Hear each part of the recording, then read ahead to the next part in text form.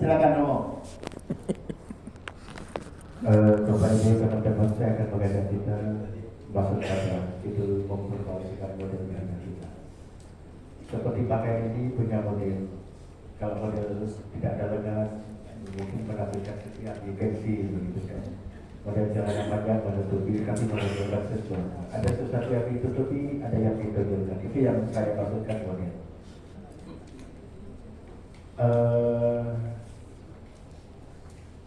Verifikasi dari uraian ini saya ambil dari buku Afrika Enciculi Indonesia Bersih Dinamika.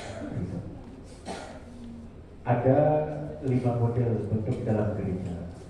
Bentuk atau model itu menekankan segi atau sisi tertentu seperti pakaian. Dan setiap model gereja itu menentukan karakter cara kita dalam berasul atau menjalankan tugas berusaha. Karena waktunya sangat singkat, ada 3 bahasa yang ingin saya kejar. Sudah kita coba. Yang pertama model lembaga, kesatuan organisatoris. Kalau katekis atau penyuluh agama ada pada model ini, kesibukannya pasti menata organisasi, menjadi pengurus urusan jam, urusan kantor, urusan apa lagi, bendera, struktur jalinan koordinasi, dan lain seterusnya. Kalau model lembaga yang ditekankan, jika kan ada kekuatan kelemahannya model lembaga ini, tapi saya hanya tidak akan mengurai itu karena kita kekurangan waktu. Ada juga bahaya yang harus dihindari kalau ekstrim. Yang kedua model paguyuban, persekutuan mistik. Gereja itu tidak hanya sadar dirinya secara internal, tapi juga berada dalam bagian integral dengan yang lain. Di paroki secara internal banyak kesadaran mistik, paguyuban, lalu kategorial, berdasarkan usia tadi, berdasarkan apa, pergerakan kerasulan doa, pergerakan kerasulan sakramen, pergerakan kesehatan, kedudukan kematian, karitatif kesehatan, ada PDKK, itu kalau doa, kerahiman ilahi, dan seterusnya. Itu lebih menekankan persekutuan mistik. Biasanya gereja yang menekankan persekutuan mistik, kalau misalnya itu ada katekis atau penyuluh agama, biasanya mudah mereka itu dipilih menjadi adikator, fasilitator, menjadi pengurus ketua kelompok kategorial dan lain seterusnya. Ada juga kelebihan kekurangannya, tapi tidak akan saya uraikan sekali lagi waktu. Ada lagi gereja paroki yang lebih menekankan model ibadah atau sakramen.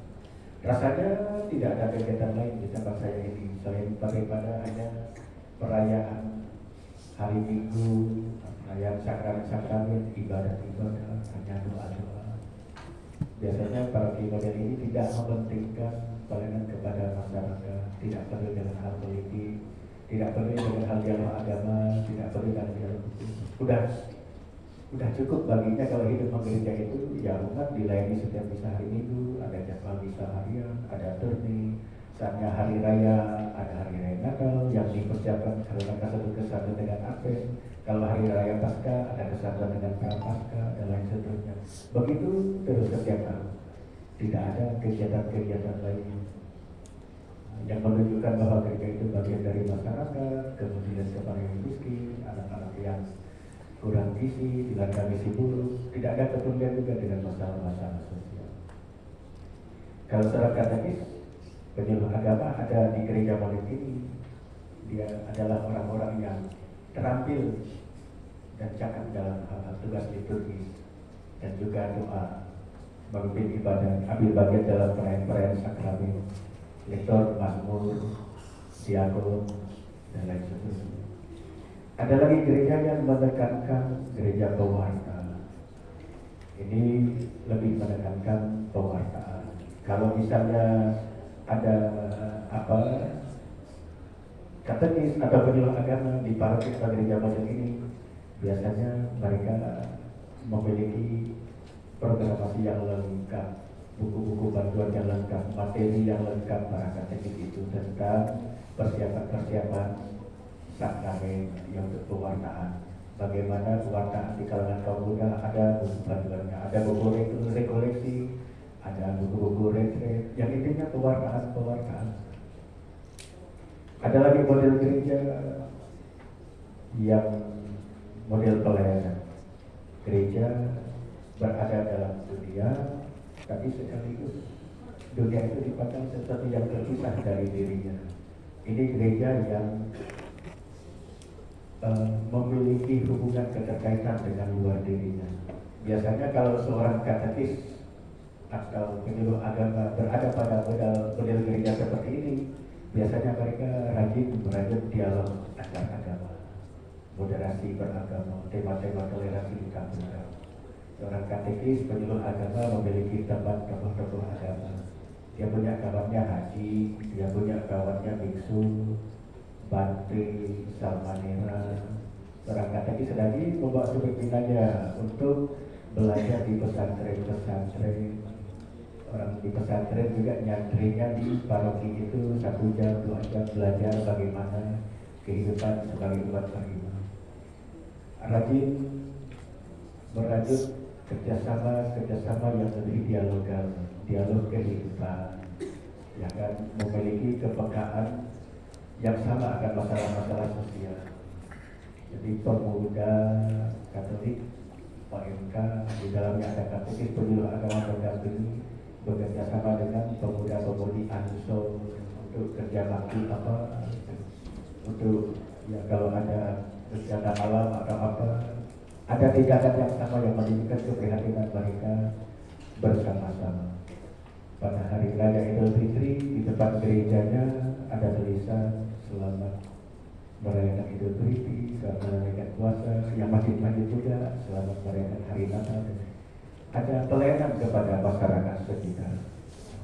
Jadi keberadaan kita, saya singkat hanya mengatakan di situ menjadi garam terang dunia sangat ditentukan oleh model gereja apa di mana kita hidup. Coba itu diverifikasi.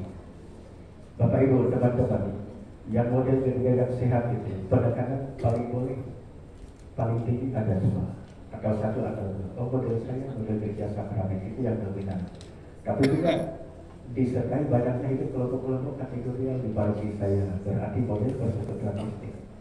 Kurang lebih inilah peran yang akan cocok saya ambil, dan ini yang akan saya fokuskan untuk tugas-tugas saya. Nah, maka model hidup gereja ini perlu kita formulasi dan kita sadari. Pastor, dari 5 model itu di paroki saya semuanya ada. Justru malah gereja itu tidak jelas gereja apa.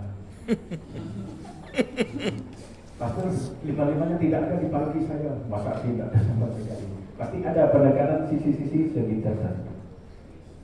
Oke, bahas pertama selesai. Saya lanjut ke yang 2 butir lagi. Yang 10 menit.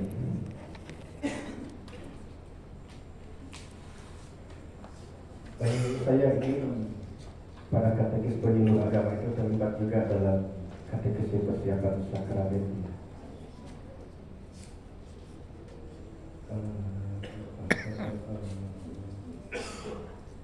Jadi kami waktu itu ada secara sehat bidang katekis penyuluh agama di dekanat Pontianak Kota.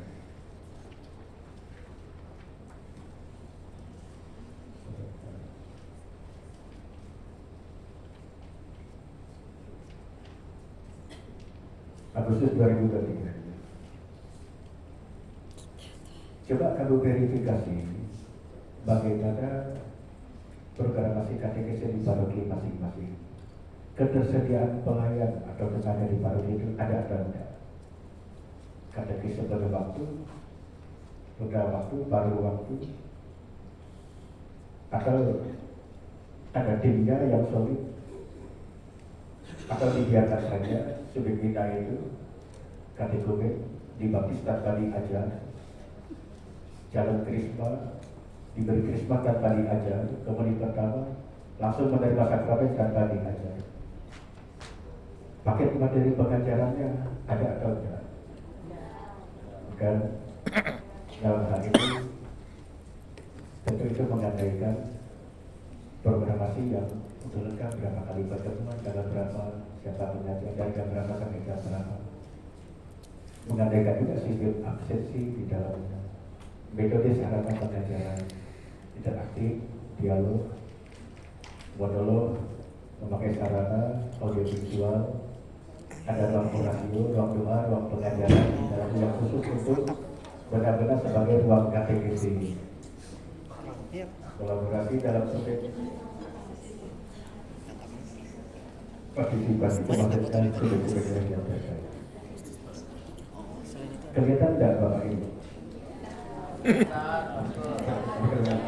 Pertemuan pertama kami sekian Allah menciptakan dunia segala isinya. Pertemuan kedua kami sekian ke dalam dosa sampai pada Yesus Kristus. Dari Depok. Syukur kalau misalnya setiap kali ada penerimaan sakramen ada buku panduan dan itu merupakan programasi katekesi persiapan sakramen. Yang saya katakan tadi ada materi atau tidak, ada tenaganya atau data tidak, sarannya terbaik, itu namanya harian. Harian itu alat ukur, sebenarnya bagus pertemuan-pertemuan seperti ini dibuat secara sehat, berbagi pengalaman untuk memverifikasi kurang lebih apa yang terjadi dalam proses katekesis di wilayah paroki atau di kala itu. Biasanya pengalaman itu hasilnya bisa sama, maka saling menunjukkan, tapi bisa jadi juga berbeda. Itu memperkaya satu sama lain. Juga untuk melihat kekurangan-kekurangan apa yang harus ditutupi, dikejar. Nah, cepat kan? Satu lagi.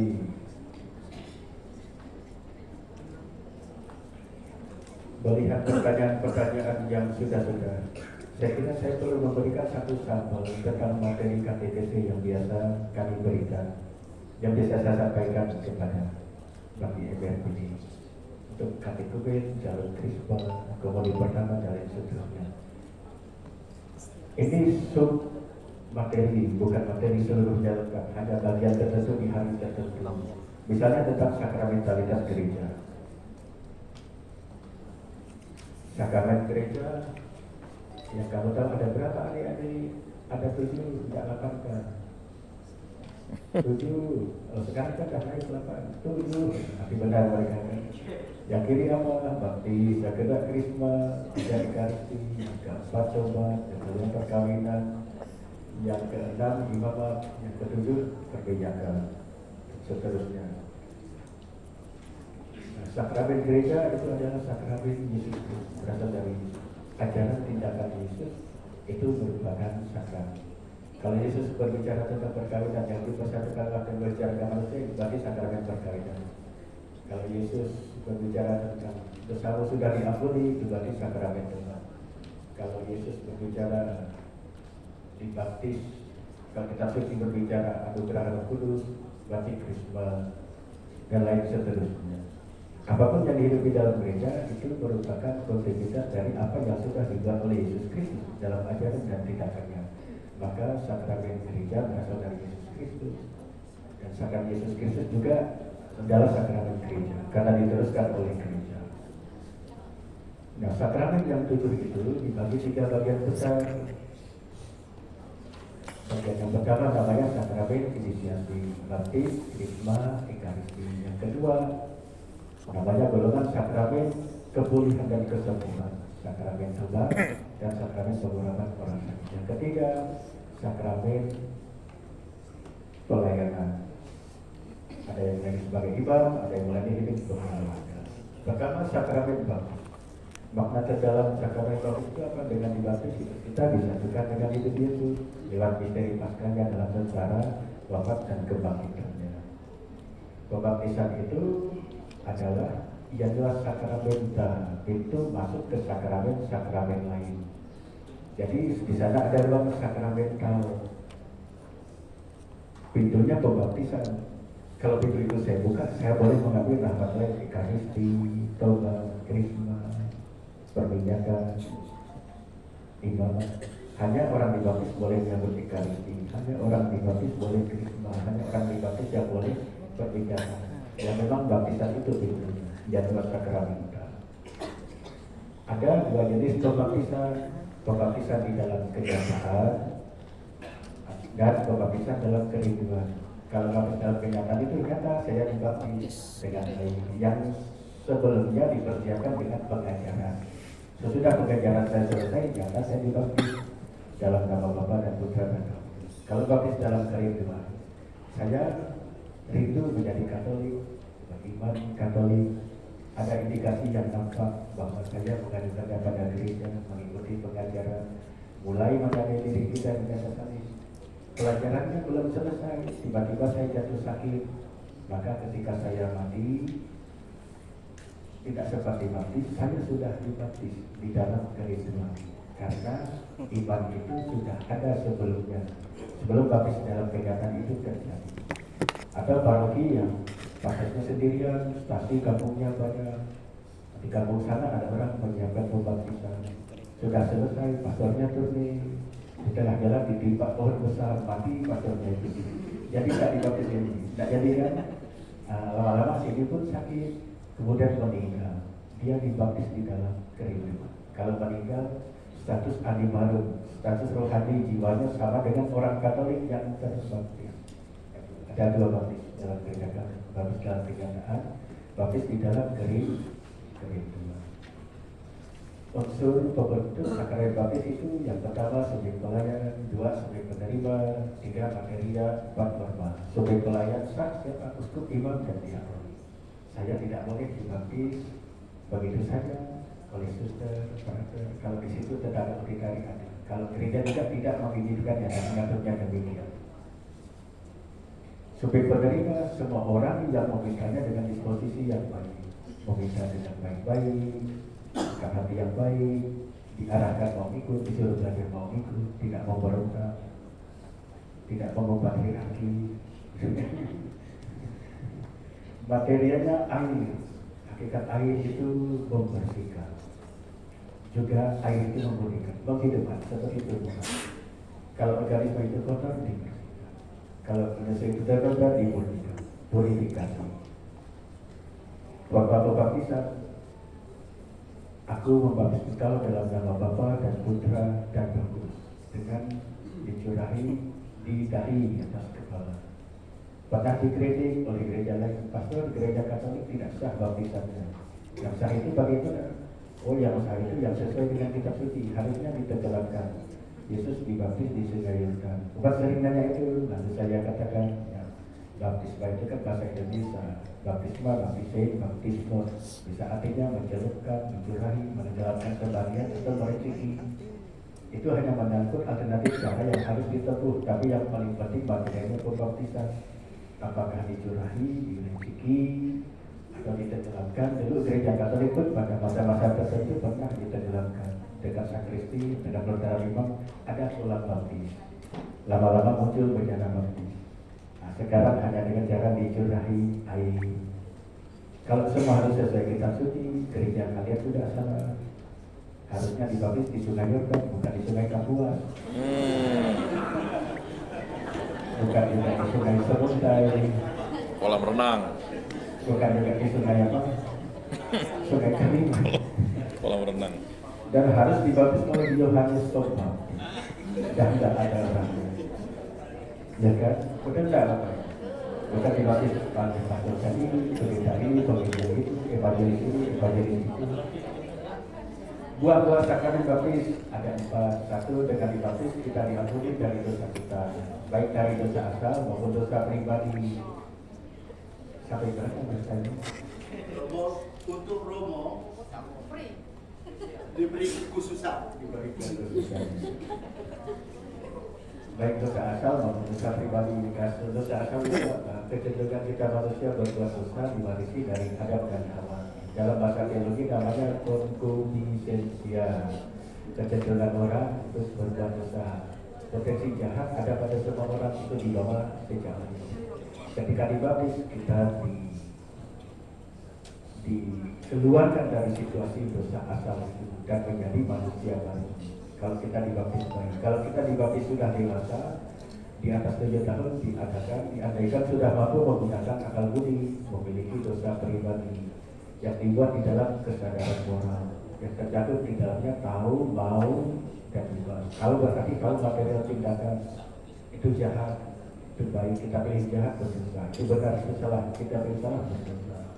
Mau artinya kita menghendakinya, mengejarnya, memikirkannya, merencanakannya, dan melakukannya.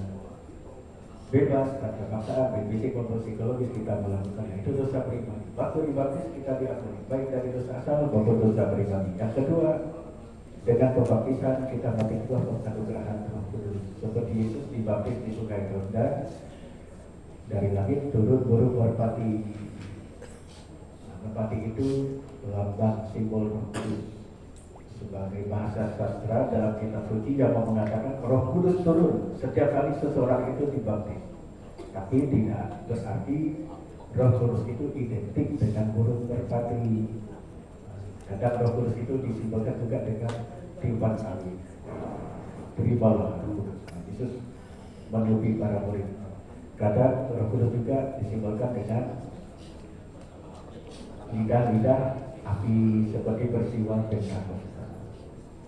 Ketika seseorang dibaptis, berarti tidak turun karena karya roh tidak kelihatan, tapi itu roh Tuhan turun. Dia menjadi gelisah bagi roh, baik banget bagi roh. Roh Kudus itu yang mengerjakan pembersihan manusia dari dosa-dosa. Anugerah yang keempat, yang ketiga, dengan dibaptis seseorang diangkat menjadi anak-anak Allah. Sebenarnya kita manusia ini tidak memiliki kedudukan, tidak memiliki martabat, tidak memiliki nilai sebagai anak Allah. Yang hanya keluar dari anak Allah itu adalah firman yang menjadi manusia. Dialah yang memiliki kedudukan martabat sebagai anak Allah, nilai sebagai anak Allah. Sebenarnya yang boleh memanggil Yahweh sebagai Abah atau Bapa itu hanya Yesus. Kita tidak boleh, karena kita bukan anak Allah, kita anak manusia. Yesus lahir keluar dari Allah. Kalau kita lahir keluar karena dorongan darah dan daging, kita manusia biasa. Tapi kenapa Yesus mengajari doa Bapa kami? Rupanya dengan pembaptisan kita ambil bagian di dalam keputraan Kristus sang putra Allah, berhak memegang Allah sebagai Bapa kita. Ini pendistorsian yang begitu bertolak belakang antara kita dengan iman umat perjanjian lama. Yahweh tidak berarti mereka panggil Yahweh, tulisnya saja pakai singkatan YHWH. Untuk memanggil Allah sebagai Bapa itu tidak mungkin. Paling-paling mereka hanya berani menyebut sifat-sifat Allah. El Shaddai, Allah Maha Besar, El Elyon, Allah Maha Tinggi. Tidak boleh Allah itu kita panggil Bapa. Jangankan Allah, sesama manusia pun kalau bukan Bapak kita jangan dipanggil Bapak, betul nggak? Misalnya ke Mega Mall ada bapak orang, oh Pak, bayarnya Pak. Nanti tersinggung marah dia, memangnya itu dia Pak Yu. Benar, karena kita bukan anaknya. Sebenarnya hanya Yesus memanggil Allah itu Bapa. Kita tidak boleh, tapi karena kita sudah diberi nilai martabat yang sebagai anak Allah, maka berhak menyapa Allah Bapa kita. Menyapa Allah Bapa itu sebenarnya kalau dalam hakikat Bapak itu kan memelihara anak. Tanggung jawab Bapak orang tua membesarkan anak, dan hak anak menuntut pemeliharaan kepada Bapak yang melahirkan. Nah, jadi ada kedekatan seperti kita menuntut pemeliharaan dari Tuhan atas keselamatan kita, kebahagiaan kita dari Tuhan. Kalau kita menyatakannya sebagai Bapak. Yang keempat, dengan dibaptis kita dimasukkan sebagai anggota gereja. Baptisan itu sakramen inisiasi ritus yang masukkan orang dalam satu kelompok. Nah, biasanya saya ingatkan umat, saya tidak membaptis orang bertahan 2-3 tahun pindah gereja seenaknya, karena baptisan itu memiliki materai yang kekal, tidak bisa terhapus meskipun kamu tidak agama atau tidak gereja. Seluruh apapun menyangkut pengingkaran terhadap yang dibaptis dipertanggungjawabkan sendiri di hadapan Tuhan. Jangan beragama memakai pakaian, suka dipakai, tidak suka dilepas ganti yang lain.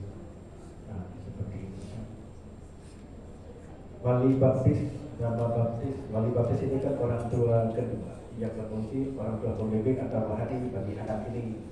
Beda kultur Eropa dengan tempat kita. Kalau di sana wali baptis itu benar-benar kita sebagai orang tua rohani. Sesudah dibaptis anak itu tanggung jawab dia ke gereja atau enggak, rosario atau tidak, memiliki kitab suci atau enggak, tanggung jawab orang tua baptisnya ini. Kalau ke tempat kita hanya administrasi saja. Yang penting ada orang dibaptis, ada wali baptisnya, lalu tercatat di data pembaptisan. Nama baptis itu nama Kristen dan mendapatkan iman Kristiani. Boleh nama satu kata yang menjadi pelindung kami dan teladan bagi anak.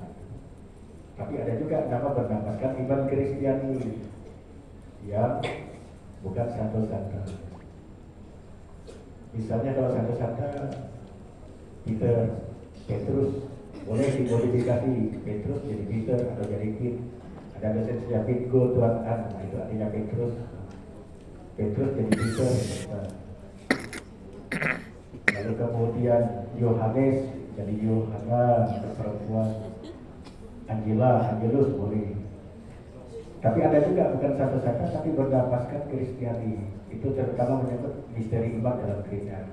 Misalnya Natal itu kan dipersiapkan dengan masa Advent. Pastor, anak saya laki-laki, boleh nggak saya kasih nama Adventus? Boleh. Karena itu berdasarkan iman Kristiani. Menurut hukum gereja.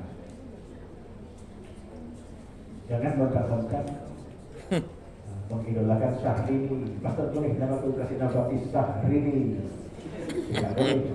Tidak berdasarkan iman Kristiani, bukan satu kata. Pastor anak laki-laki. Sekarang musim bola, nanti mau kasih nama Ronaldo. Tapi Ronaldo itu rasanya Kristiani juga. Tapi yang Ronaldo pemain bola itu bukan satu.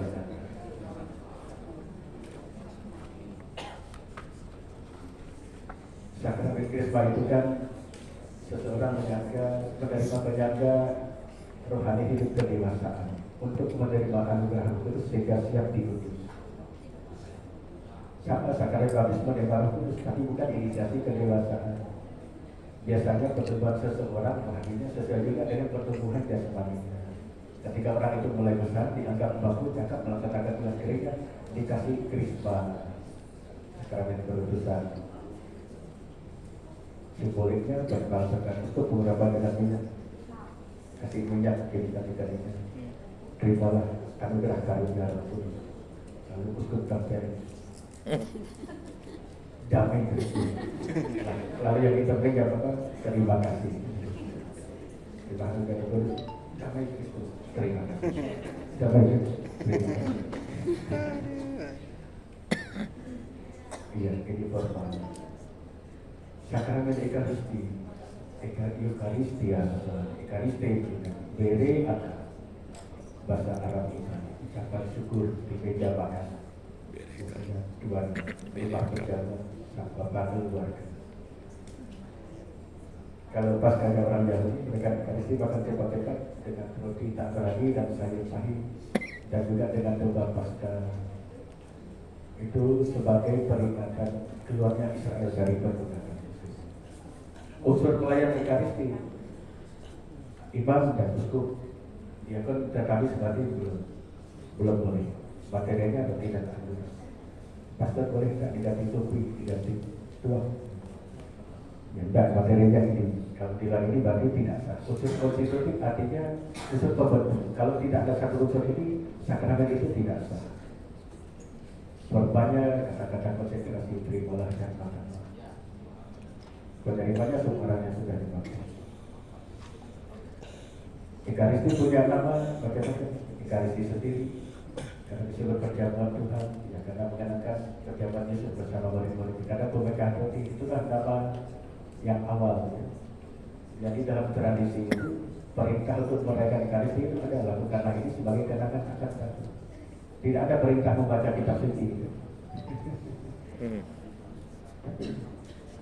Pemecahan roti para rasul, murid-murid pertama pindah dari satu rumah ke rumah lain, mereka melakukan pemecahan roti. Artinya merayakan Ekaristi. Jadi Ekaristi itu merupakan tradisi gereja semenjak awal zaman para rasul. Sebelum sistem gereja sudah rapi sampai sekarang, melalui sakramen gereja sudah dirumuskan. Karena Ekaristi juga disebut sintaksis, himpunan rohani dalam kesatuan tubuh yang bersatu. Mereka Ekaristi bukan hanya kita dengan Tuhan, tapi kita dengan sesama kita di dalam gereja itu, dan juga dengan sesama umat lain tidak di dalam gereja itu, tapi berada dalam kesatuan mistik. Maka saya bersatu tidak hanya dengan Tuhan dan umat dalam gereja itu, tapi juga dengan umat katedral, umat di Madinah, umat di Vatikan, umat di Samalantar, umat di Sangkal, umat di Sekarang, umat di Boto Timur. Karena Ekaristi itu membuat kita satu himpunan. Karena ini perhimpunan iman, jadikan Ekaristi itu pertemuan iman, jangan dijadikan pertemuan biasa. Apa bedanya pertemuan iman, pertemuan biasa? Kalau pertemuan iman, yang bertemu kita dengan Tuhan dan sesama kita. Kalau pertemuan biasa, yang bertemu tidak dengan Tuhan, kita dengan sesama kita. Kayak di bioskop, di jalan, di sawah, di pasar, di sekolah. Maka jangan jadikan perayaan Ekaristi itu ribut banyak omong-omong seperti di pasar, di sawah, di sekolah. Karena yang bertemu bukan hanya kita dan sama kita, tapi kita bersama kita dan Tuhan. Kita bersama kita waktunya luas. Setiap hari, kalau dalam beradikasi paling seminggu sekali, itu pun hanya 1 jam 15 menit atau 1 jam setengah. Maka biarkanlah Tuhan yang berbicara, biarkan Tuhan mengatur dengan berkata, dengan mengikuti Ekaristi itu dengan disposisinya. Karena disebut kenangan, memoria, kenangan masa lalu Kristus. Mereka berjalan pada memoria. Kalau bagi orang Kristen Protestan, Ekaristi itu hanya mengenangkan perjamuan Tuhan. Mereka tidak percaya itu sakramen kehadiran nyata, transubstansiasi, tapi dan agar menjadi tubuh dan darah Kristus. Kalau bagi kita, memoria itu bukan hanya kenangan, tapi juga representasi, kehadiran kembali. Jadi kurban Yesus yang terjadi di kayu salib hadir kembali di atas altar dalam bentuk tubuh dan darah. Dan itu benar-benar tubuh Kristus ketika diucapkan kata-kata konsekrasi, di mana roti menjadi tubuh dan darah dan anggur menjadi darah. Karena Ekaristi itu disebut kurban kudus, kurban suci yang berasal dari Allah sendiri, bukan dari manusia atau dunia. Hosti yang biasa kita kenal, kalau kita terima hosti kecil itu kita sebut hosti, berasal dari bahasa Latin hostia, artinya kurban. Itulah kurban Kristus, kurban Allah. Karena disebut itu lebih kudus dan ilahi, karena banyak peribadatan di dalam gereja. Yang sakramen itu yang Ekaristi dan 7 sakramen. Minggu depan. Ibadat Arya juga itu termasuk pula salve, adorasi, pujian, penyembah. Yang lain-lainnya berbeda, devosi, sakramen saling.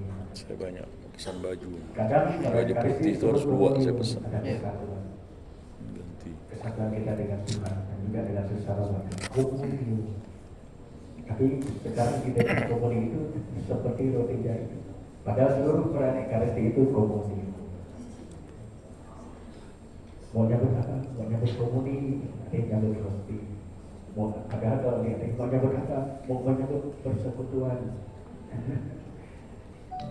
Tapi maksudnya begitu. Kadang Ekaristi juga disebut misa. Dalam bahasa Latin MISSA, artinya perutusan. Di akhir misa itu ada perutusan. Pergilah Anda dikudus sesudah pada itu artinya ketika kita merayakan misa itu tidak selesai dengan berhentinya perayaan, tapi dilanjutkan ke dalam kehidupan sehari-hari. Tidak boleh ada dikotomi antara perayaan Ekaristi dengan kehidupan sehari-hari. Gereja dengan pasar, altar dengan baca Injil dengan senapan, tidak boleh. Karena banyak sekali dikotomi dalam hidup orang Katolik itu. Saleh dia tahu gereja berwudu, sudah tidak pernah kenal dosa, lembut badannya. Kalau menyambut tangannya selalu rapat, tapi pulang ke rumah nempelin istrinya, mudah sekali. Mudah main belasah, main tinju, mulutnya macam apa dengan kesalahan orang yang kecil-kecil. Sementara kesalahan yang besar dia sembunyikan. Kalau berpapasan dengan orang tidak kena senggol bahannya api meja, lalu keluar binatang di mulutnya, babi, anjing, begitu kecoa busuk. Padahal sekali orang ini di dalam perayaan Ekaristi supaya dia tidak menjalankan berdosa. Perayaan berarti hanya dengan perayaan. Ketika dalam kehidupan sehari-hari menjadi jahat. Itu berarti tidak ada benar apa Ekaristi kehidupan sehari-hari tidak menjalankan. Saleh sih Jo. Mau kemana mau bisa, tapi bukan bisa itu kalau dia jahat atau lebih jahat daripada sebelum bisa. Dia itu bukan mau bisa, tidak menjalankan Misa. baptisan. Ada 4 jam yang benar sih sampai jam berapa? Masih 3 menit lah Romo. Masih tidak. Awal. Ada ini sekali lagi sampel bagaimana kami di MRPD dan saya berikan juga kepada para pemimpin dalam memberikan materi katekisme terkait sakramen. Ada pacaran ada dia sudah Ekaristi, yang pertama melempatnya Yesus bersabda 2-3 orang bertemu dalam namaku, aku sendiri. Jadi sebelum orang menyeru kepada Allah untuk berdoa, rohlah yang sudah dulu lebih berdoa. Itu artinya pertemuan iman, pertemuan yang didorong karena roh. 2-3 orang berkumpul, Yesus hadir. Bukan pertemuan biasa, bukan main gaple. 2-3 orang tadi berkumpul, aku hadir, lalu main gaple, main pingpong. Yesus hadir katanya. Nah, bukan yang itu yang dimaksud, tetapi pertemuan iman, pertemuan didorong karena melalui sabdanya, ya samalah tingkatannya. Tuhan bersabda melalui umat kepada umatnya, melalui para nabi, melalui Yesus Kristus, melalui para rasul, melalui bapak-bapak gereja, para uskup penggantinya, melalui 12 murid, melalui 17 murid. 12 murid itu ringkasan yang agak luas, 70 murid. Kemudian kalayak orang ramai percaya dari Tirus, Yerusalem, dari situ meninggalkan pekerjaan istri anaknya, mengikuti Yesus dan mendengarkan Yesus. Sama ketika kita membacakan surat suci, Tuhan yang berbicara meminjam mulut. Puncaknya ialah bacaan Injil Yesus yang bersabda dan diri seorang imam yang terpilih. Yesus sudah menyampaikan sabdanya sama seperti yang bersabda kepada orang percaya yang meminjam mulut. Dan itu dilakukan kepada orang percaya melalui iman. Karena berkata lisannya, seorang imam bertindak in persona Christus, alter Christus, in capitis et pastor, Kristus yang lain sebagai kepala dan kepala. Dan yang lebih utama Yesus hadir dalam kemudahan transubstansi. Trans artinya menyeberang, substansi artinya esensi atau hakikat. Jadi apa yang sama secara kasat mata roti dan anggur ketika dikonsentrasi hakikatnya berbeda, menyeberang dari roti menjadi tubuh, dari anggur menjadi darah. Esensinya menyeberang, aksidennya tetap. Apa yang tampak? Ada 3 cara menyebut komuni. Semua orang beriman boleh menyebut komuni, berhak dengan mulut mereka, dengan lidah terbuka. Tapi kalau umat ingin menyebut dengan tubuh, dengan tangan juga silakan. Ada 2 cara dengan tangan. Yang pertama tangan kiri di atas, tangan kanan di bawah. Pastor ngasih tubuh Kristus, umat jawab amin. Amin. Baru dimakan. Jawab amin dengan mulut. Jangan dengan hidung. Tubuh Kristus. Tubuh Kristus. Enggak ada artinya kalau amin saya setuju, saya percaya. Saya percaya ini saya percaya ini tubuh Kristus. Kalau tidak mau jawab dengan mulut, kalau mau dengan itu, lebih baik dia karena berdoa itu tidak hanya dengan mulut, tapi dengan di dalam hati. Cara yang kedua dengan tangan itu, tangan kanan di atas, tangan kiri di bawah. Pastor ngasih tubuh Kristus, umat jawab amin. Langsung didorong.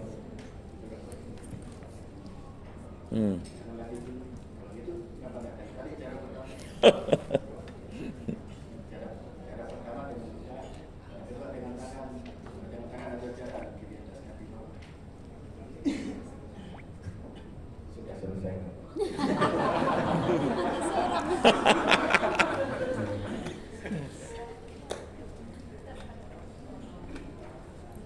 Sakramen perlengkapan orang sakit, SPOS.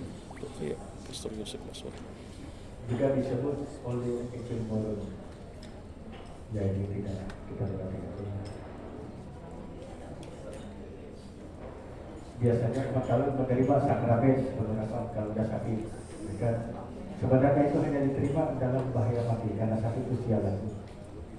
Jangan pusing kepala, malaria, tidak sosial kan. Pastor minta permintaan, kenapa? Itulah mama saya sudah kemarin itu. Mari. Sekali saya datang ke rumahnya lagi jalan-jalan. Harus dalam bahaya mati. Biasanya ada dua kemungkinan hadis Ibrahim sebut itu harus dibaca kekuatan Kristus yang membangunkan kembali dalam kamarnya. Habis Ibrahim sebut bisa jadi juga habis Ibrahim meninggal. Nah, itu kan bekal untuk memasuki kehidupan yang abadi. Sepuh-sepuh kalau meninggal tidak apa-apa, itu sudah tua, saatnya pulang ya pulang. Tapi dalam keadaan yang kesulitan itu kan seperti itu. Karena itu mengandung rahmat pengampunan dosa. Karena itulah sakramen perminyakan hanya boleh dilayani oleh uskup dan imam atau pastor. Tidak bisa oleh diakon meskipun tetap. Karena di dalamnya ada rahmat dan pengampunan dosa. Tidak boleh juga oleh pastor, tidak boleh oleh pastor. Juga perminyakan tidak boleh oleh prodiakon. Karena di dalamnya ada rahmat pengampunan. Biasanya sih saya sertakan sakramen lain juga. Misalnya sakramen tobat berupa pengakuan. Kalau si sakit itu mampu mengakukan dosanya, lebih baik mengakukan dosa secara pribadi, baru kemudian terima perminyakan dan sambut kembali. Kalau dia tidak mampu, tapi ada tanda-tanda penyesalan badannya berair terus, mati hidup, mati hidup. Ada sesuatu yang menahan dia. Ini butuh kelepasan.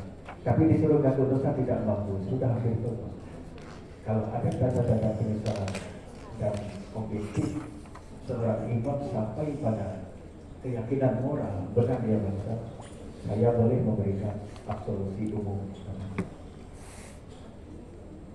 Tapi kalau dia mampu melakukan dosa pribadi, keluarganya saya suruh keluar mau mengaku dosa, menemukan semangat. Boleh juga sakramen disertakan piatikum. Piatikum itu sakramen ekaristi di akhir kehidupan seseorang. Dia itu jalan. Piatikum bekal perjalanan. Ekaristi itu bekal perjalanan memasuki hidup yang abadi. Artinya tiga sakramen sekaligus: perminyakan, sakramen tobat, dan ekaristi. Piatikum. Nanti kalau pastor minta perminyakan, sebenarnya boleh minta sakramen. Yang penting lebih bagus sih dipersiapkan. Terlalu banyak kalau membeli jasa ketika di posisi itu. Berapa menit lagi? Setengah menit. Sakramen rekonsiliasi. Monsinyur meninggal. Ada 4 unsur. Monsinyur Bumbun meninggal. Oh iya, oh tadi Yang pertama sesal, kedua pengakuan, Barusan. ketiga penitensy, 4 absolusi, 5 nasihat rohani. Apa artinya sesal? Bukan sebab itu penyesalan. Iyalah. Tidak menyesal, tapi masuk ke dalam pengakuan. Sebanyak apa dosa dilakukan, sakramen itu tidak terjadi. Karena seseorang kalau menyesal pasti dia menyesal apa yang terjadi di masa lalu dengan pikiran, perkataan, perbuatan, dan ada niat keras tidak mengulang jatuh dalam dosa-dosa yang sama untuk berubah itu ada. Lalu pengakuan dosa pribadi, material dosa, dosa pribadi, jangan mengakukan dosa orang lain. Cukup disebutkan materialnya, saya mungkiri, saya berdusta, saya marah-marah. Jangan dijelaskan, jangan membela diri. Maksud saya berdosa kenapa? Saya memukul tetangga saya. Tapi kenapa saya tidak mukul dia? Dia lupa mulutnya. Ini. Lalu kemudian dia lupa saya dengan minyak panas lalu kena sini saya. Maka saya pukul dia. Itu mengatakan, pastor aku berdosa, tapi tak salah-salah lagi. Dia bilang menyebabkan aku berdosa. Aduh. Lalu melakukan dosa orang lain. Harus disebutkan paling kurang 1 kalau kita kurang mau terbuka. Tapi kalau orang bertobat, dia melihat kehadiran Tuhan dan memerlukan pertobatan, pasti orang itu terbuka. Tapi juga karena faktor manusiawi, karena kita pilih-pilih, kan apalagi pastornya kita kenal begitu, tidak ada pastor yang lain atau salah masuk kamar pengakuan, nggak bisa balik lagi. Bapak mulia saya karena saya telah dosa saya adalah engkau sudah mengetahuinya. Ya benar, Tuhan maha tahu. Sebelum kamu masuk kamar pengakuan, Tuhan kenal siapa kamu. Tapi material dosa itu harus disebutkan paling kurang 1 supaya sakramen itu berdiri. Lalu yang ketiga, penitensi, hukuman dosa. Bisa berupa pembangunan hidup rohani, misalnya disuruh berdoa berapa kali bahkan. Bisa juga hukuman fisik, Nanti sebagai penitensi, satu-satu pulang dari kamar perempuan ini, kamu pulang ngirim motor. Supaya terasa hukuman itu. Tapi bisa juga melakukan kebajikan untuk Ingat Jo ya. membetulkan kesalahan. Misalnya dosanya itu Tuh, seringkali si Rita saksinya. menyakiti mama yang baik. Karena kamu sudah banyak menyakiti hati mamamu, sepulang dari pengobatan ini, kamu harus berbuat kebaikan 3 kali. Apa? Segera itu. Misalnya, untuk mama. Tidak banyak. Bisa juga seperti itu. Untuk penitensi. Yang keempat, Pakai baju absolusi. kayak gini, ya, gini. Absolusi itu pelepasan. Allah Bapa yang Maha Kuasa mendamaikan dengan kita gereja dan kepada kebangkitan Kristus Tuhannya dan dia telah mencurahkan Roh Kudus dari pengampunan dosa dan berkat pelayanan gereja dia melimpahkan kami sejahtera kepada orang berdosa yang mau Tuhan. Maka sekarang aku melepaskan kami dari dosa-dosa dalam nama Putra. Amin. Nasihat rohani boleh apa boleh? Terima kasih Pastor. Terima kasih mohon maaf. Pastor sudah melepaskan dosa-dosa kita gitu. Baik Bapak Ibu itu tanda-tanda itu kalau. Ya, tanda-tanda. Tapi baik, test case-nya supaya ada dialog. Saya minta satu orang yang mau tanya. Jonathan. Satu orang. Jonathan. Belakang. Ah, Jonathan. supaya tidak ada selang sengketa, berikan kepada panitia untuk. Oh, enggak mau. Terlambat kok Jojo. Ketawa lagi dia.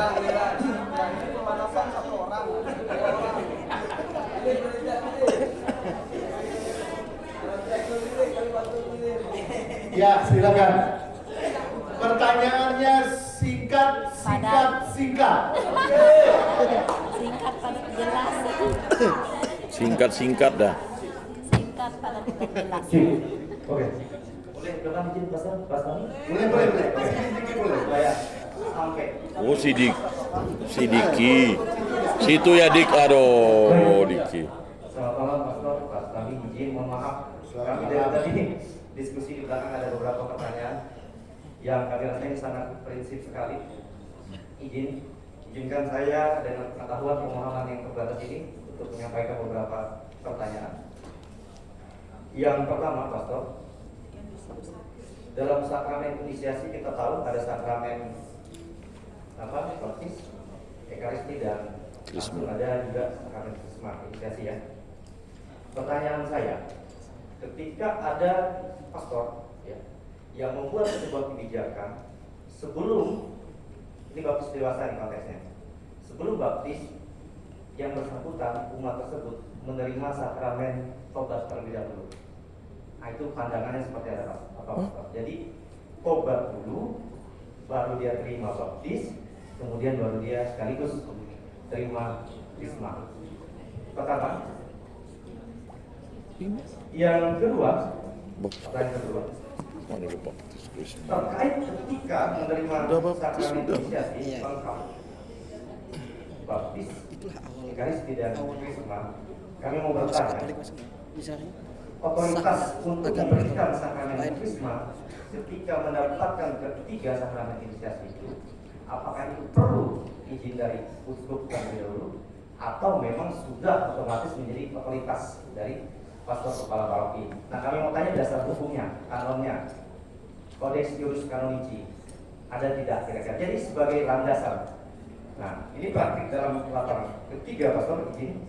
Banyak. Ini terkait tadi kita sudah bahas beberapa hal terkait melawan pastor pada kutip Oh. diekskomunikasikan. Sakral lagi. Saya ingin bertanya pastor. Tadi sempat Pak Sutami katakan pastor juga sebelum konsili Vatikan kedua kan seperti ini ya. Piramid extra ecclesia nulla salus. Keselamatan hanya ada di dalam gereja dan di luar gereja tidak ada keselamatan. Setelah konsili Vatikan kedua, extra ecclesia salus est. Katanya lebih begini, melingkar. Kalau melingkar itu kami pahami dan saya pahami itu kan egalitarianisme, egalitar kesetaraan. persaudaraan konsepnya. Dan itu juga yang menandakan bahwa gereja itu toleransi. Nah, ketika bagaimana ada seorang imam, yang kami anggap aturannya sedikit Teori pastoralnya. bertentangan dan kami melawan itu dengan argumen kami yang keras misalnya. Apakah dasar dan apakah batasan dari sakrality itu? Itu ketiga jawaban dan ini kami rasa sangat prinsipil. Terima kasih atas dan Pak Tani. Oh, Ya, baik, 30 tangan. Romo silakan. tidak perlu tepuk tangan, kau dengar.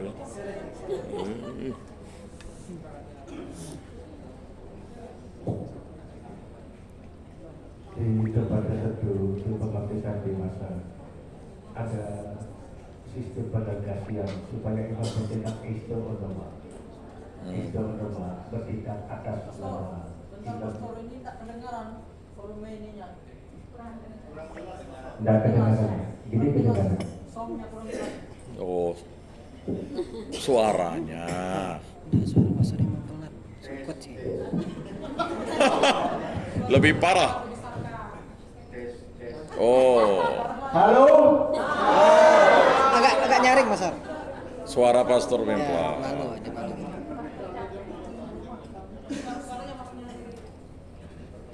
Anak ini. Tidak pelan. Di gereja lokal tertentu ada satu sistem delegatus pelimpahan kewenangan, sistem pendelegasian yang memberikan delegasi kepada yang diberikan delegasi. Ada privilege yang mengalir, misalnya dari uskup kepada pastor paroki tertentu. Ya. Kan, misalnya ada klausul dalam peraturan gereja lokal bahwa semenjak orang dibaptis dewasa tidak memerlukan krisma dari uskup, langsung diberikan minyak krisma. Ada 3 macam minyak kan? Oleum itu sakral apa? Minyak kepulihan atau minyak kesembuhan, minyak krisma, lalu minyak katekumen. Sebelum pembaptisan ada minyak katekumen, lalu kemudian sesudah dibaptis dikasih minyak krisma bagi yang dewasa. Saya tahu di gereja tertentu ada itu dan itu memang jelas. Tetapi setahu saya di Keuskupan Pontianak ini belum ada klausul apapun yang mengatur hal itu. Masih diberikan kewenangan itu kepada seorang uskup, tidak yang lain, terkecuali uskup yang bersangkutan mendelegasikan. Misalnya ada misa krisma di paroki MRPG, tapi Bapak uskup harus tiba-tiba keluar negeri atau rapat kawin karena itu sudah dia perhitungkan, itu yang harus penting. Ini itu bisa ditinggalkan. Dia bisa mendelegasikan tugas itu kepada pastor di paroki itu. Tapi sebelum itu biasanya ke vikaris jenderal, boleh juga ke vikaris episkopal atau apapun yang menjadi perangkat kuria keuskupan itu. Saya mengerti di keuskupan tertentu, di beberapa paroki, di beberapa keuskupan Regio Jawa ada privilege yang dilimpahkan kepada seorang pastor paroki untuk memberikan minyak krisma khusus untuk baptisan yang sudah dewasa.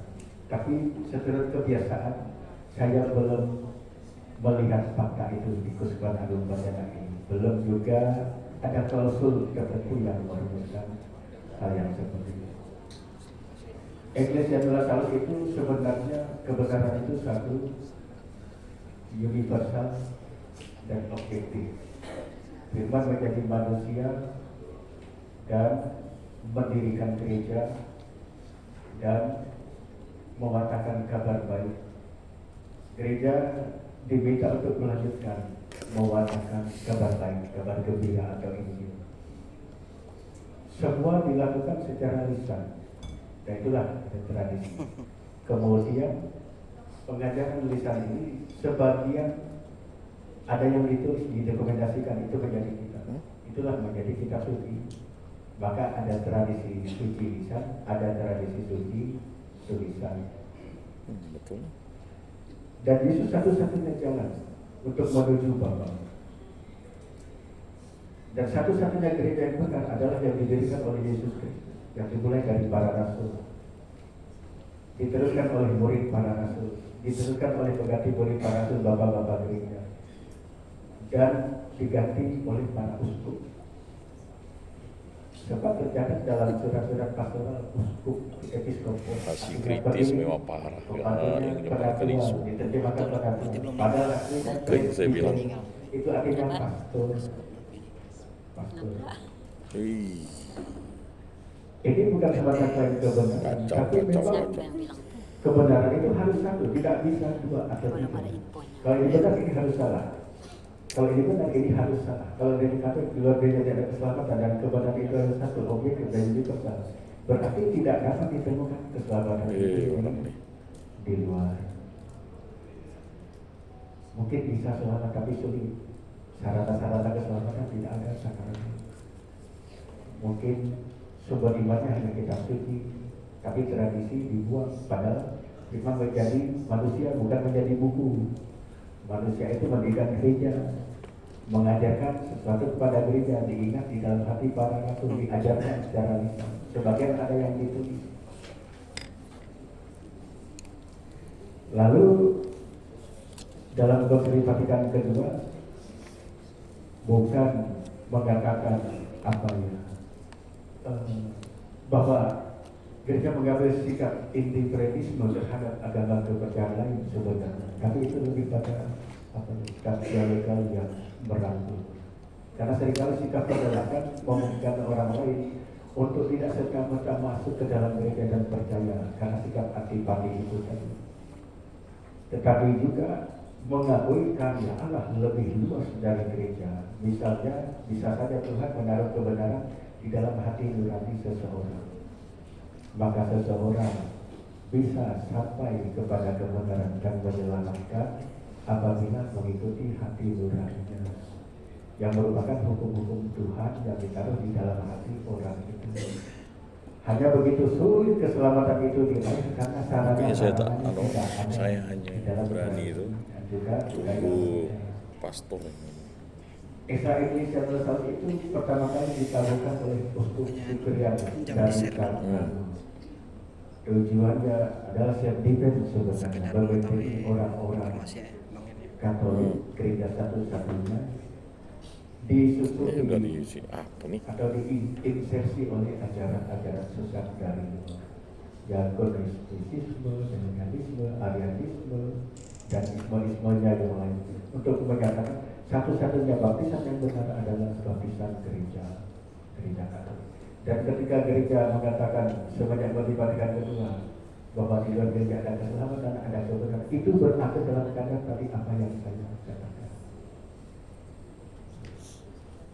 Fanatik pastinya, ya memang harus ada fanatisme dalam hidup beragama. Kalau kita tidak yakin dengan kebenaran diri kita, Oke, saya bilang Pastor Mayong ya masih nyantai-nyantai di grup. relativisme dalam hidup beragama, relatif tergantung dari perbedaan siapa Ya, dengan di grup siapa, anu tuh sama-sama jangan dulu itu. saudara. Tidak bisa. Karena Di grup kebenaran kalian nggak ada itu kan? objektif. Belum ada gosip. Kira-kira begitu jawaban saya. Apa itu?